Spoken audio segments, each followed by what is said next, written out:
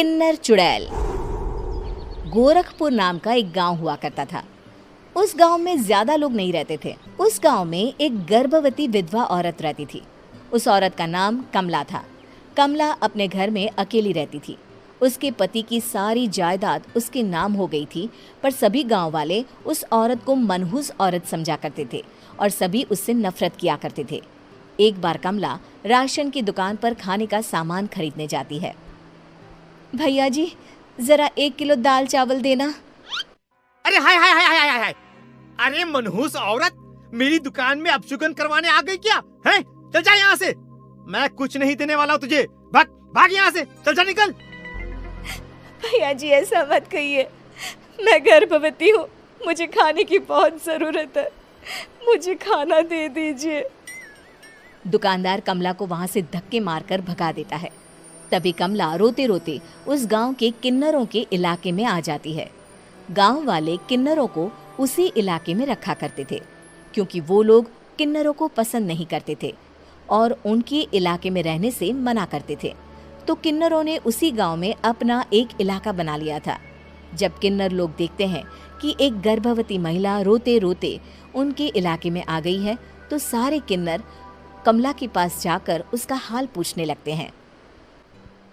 क्या हुआ बहन, तुम्हारी गर्भवती अवस्था में इतनी बुरी हालत कैसे? तुम रो क्यों रही हो?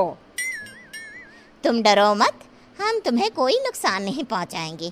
तुम शांत होकर सब बताओ कि हुआ क्या है। मैं कमला हूँ। मैं गांव के दूसरे इलाके से आई हूँ। 2 महीने पहले ही मेरे पति की मौत हुई है। मुझे गांव के लोग मनहूस मानते हैं, क्योंकि मैं विधवा हूँ और गर्भवती भी। वहाँ के लोग मुझे खाने के लिए कुछ बेचने के लिए भी तैयार नहीं, जिससे मेरा गुजारा नहीं हो रहा था।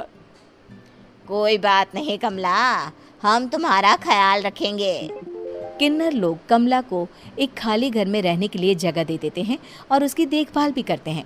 कुछ ही महीने बाद कमला अपने बच्चे को जन्म देती है, पर अफसोस, कमला बच्चे को जन्म देते ही अपनी जान गंवा देती है। जब सब किन्नर बच्चे को देखते हैं तो बहुत खुश हो जाते हैं, क्योंकि वो बच्चा भी किन्नर ही था। कमला ने एक किन्नर बच्चे को जन्म दिया था। अब इस बच्चे की देखभाल कौन करेगा?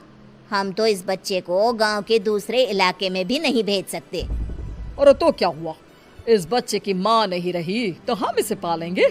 अब ये हमारे इलाके में रहेगा, हमारे साथ रहेगा। फिर वो किन्नर उस किन्नर बच्चे को गोद ले लेते हैं, उसका नामकरण कराते हैं। उस किन्नर बच्चे का नाम शक्ति रखा जाता है। देखते ही देखते शक्ति बड़ी होने लगती है। उसके रंग रूप बहुत सुंदर थे। वो बहुत सुंदर किन्नर दिखती है।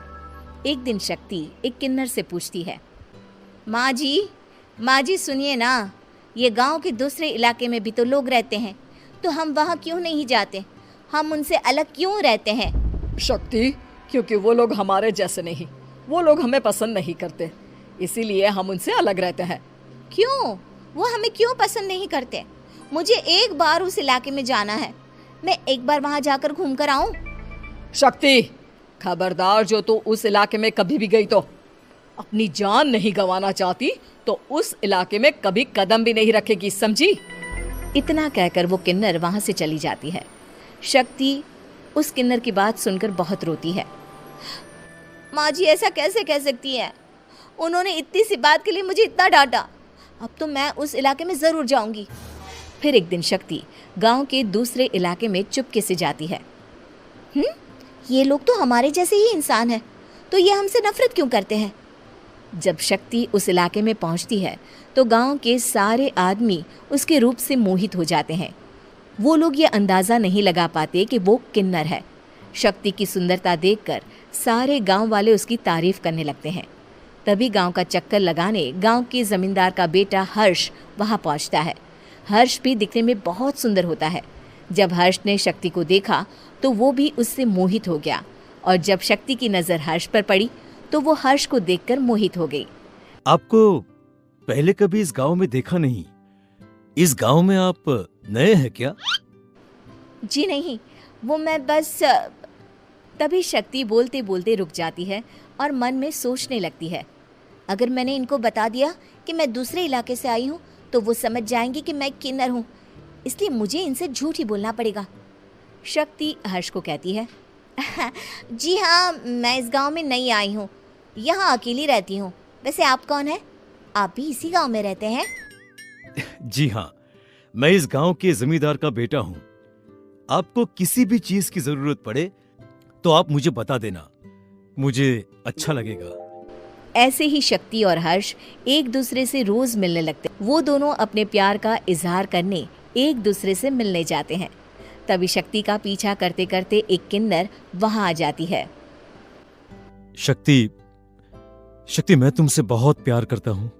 मैं तुमसे शादी करना चाहता हूँ। क्या तुम मुझसे शादी करोगी? हाँ हर्ष, मैं तुमसे शादी करूँगी, पर मैं तुमको अपने बारे में एक सच्चाई बताना चाहती हूँ जो मैंने तुमसे छुपा कर रखी है। तभी उनके बीच में ही वो किन्नर आ जाती है। शक्ति, तेरी हिम्मत कैसे हुई ऐसा करने की? वो किन्नर शक्ति को खींचकर गांव के जमींदार के पास ले जाती है। हर्ष भी वहां शक्ति को बचाने के लिए पहुंच जाता है। जमींदार शक्ति और हर्ष के प्यार के बारे में सुनकर गुस्से में आ जाता है और शक्ति को गांव के बाहर निकालने की सजा देता है। शक्ति ये बात सहन नहीं कर पाती और कुएं में कूदकर अपनी जान दे देती है। जमींदार हर्ष की शादी गांव की एक लड़की से करवा देता है, पर हर्ष इस शादी से खुश नहीं होता। शक्ति अपना बदला लेने के लिए मरने के बाद किन्नर चुड़ैल बन जाती है। अब मैं इन गाँव वालों को नहीं छोड़ूंगी, अब इनसे मैं अपने प्यार का बदला लूंगी। किन्नर चुड़ैल गांव वालों को परेशान करना शुरू कर देती है। एक बार वो रात को गांव के खेतों में पहुंच जाती है और वहां आग लगा देती है। सारी फसल जल के राख हो जाती है। जब एक आदमी रात को उठकर देखता है कि खेत में आग लग गई है तो वो वहां पहुंच जाता है। वो देखता है कि खेतों के बीचों बीच एक किन्नर चुड़ैल खड़ी है और वहां खड़े होकर ताली बजा रही है। गांव वाला किन्नर चुड़ैल को देखकर बेहोश हो जाता है। जब सुबह उस आदमी को होश आता है तो वो सीधा जमींदार के पास जाता है। अरे जमींदार साहब, अरे वो किन्नर चुड़ैल ने मेरी सारी फसल जला दी। अब मैं क्या करूंगा? क्या होगा मेरा?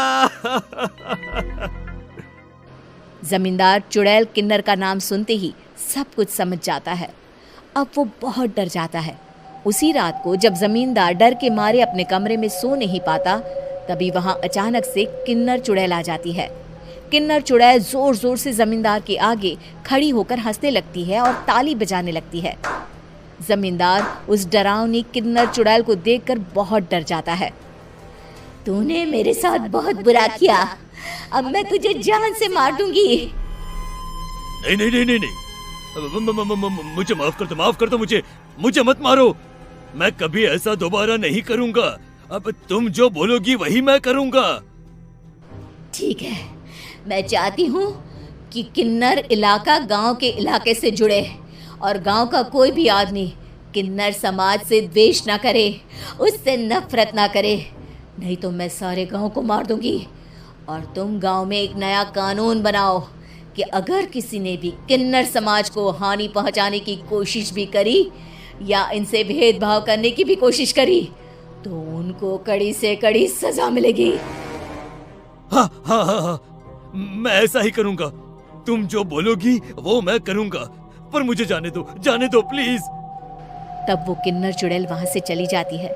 गांव का जमींदार किन्नर चुड़ैल का कहा मानते हुए दोनों इलाकों को एक कर देता है और नया कानून भी लागू कर देता है। तब से वहां किन्नर समाज और बाकी गांव वाले शांतिपूर्वक रहने लगते हैं।